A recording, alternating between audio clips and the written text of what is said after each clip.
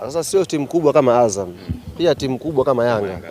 Nacheza dhidi ya timu kubwa kama Azam. Kizungumza tu hivi hivi kwa mgeni anaweza kafikiri kwamba Yanga ndio timu ndogo sasa inacheza na timu kubwa Azam. Ni timu kubwa mbili zinakwenda kukutana. Si mara ya kwanza msimu huu tumekutana na Azam, tumeshakutana nao sana. Kwa hiyo naamini ni kurudia maandalizi na kuzidisha kiwango cha utayari kwenda kwenye hiyo michezo miwili tupate matokeo mazuri. Wako watu wanaamini hatima yao imeshikiliwa na Azam. Yaani wako watu wanaaminishana hivyo kwamba hatima yetu imeshikiliwa na Azam. Ni Manchester pekee ndio waliipata furaha yao kupitia PSG. Sioni kama kuna timu nyingine itapata furaha yao kupitia timu nyingine.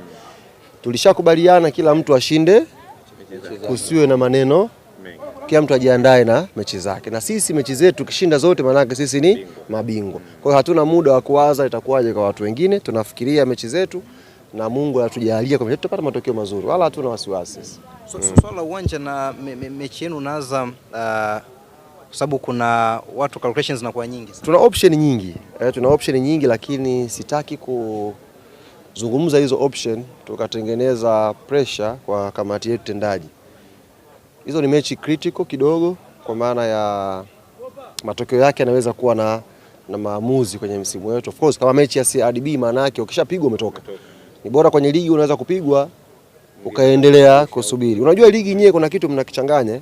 Sisi Yanga ikitokea tukapata sare hapa katikati tutabakia kileleni bado kwa faida ya magoli ya kufunga. Si ndio goal difference yetu iko vizuri kidogo. Kwa hiyo kuna dua nyingi sana za kuomba Yanga akose ubingwa wa ligi. Dua nyingi sana bidi ziombwe. Lakini sisi pia tunaweka nguvu kubwa kuhakikisha tunapata matokeo mazuri. Sasa mechi ya FA ni knockout. Ukifungwa umetoka. Ligi ni bado mechi 5. Unacheza na Azam mechi nyingine 2. Yaani unaweza ukashinda zidi ya Azam ukaamini umemaliza. Kama una mechi na TRA na JKT. Ukapata matokeo na Azam ukafanya sherehe ukaona na ubingwa tayari. Kinachobwedu wakaja hapa. Mambo yakawa mengi. Winga yenyewe ya kizamani anasema mtu anakimbia kibendera mpaka kibendera ndo anainua kichwa. Haya mko wapi? Sasa mtu kama wewe sio mtu mzuri. Sasa akimbia kibendera kainua kichwa, Diala katoka ichungulia. Tukatoka hapo KMC vichwa chini. Bana chobwedo huyo. Sasa kwa sisi tumeweka akili mechi zote.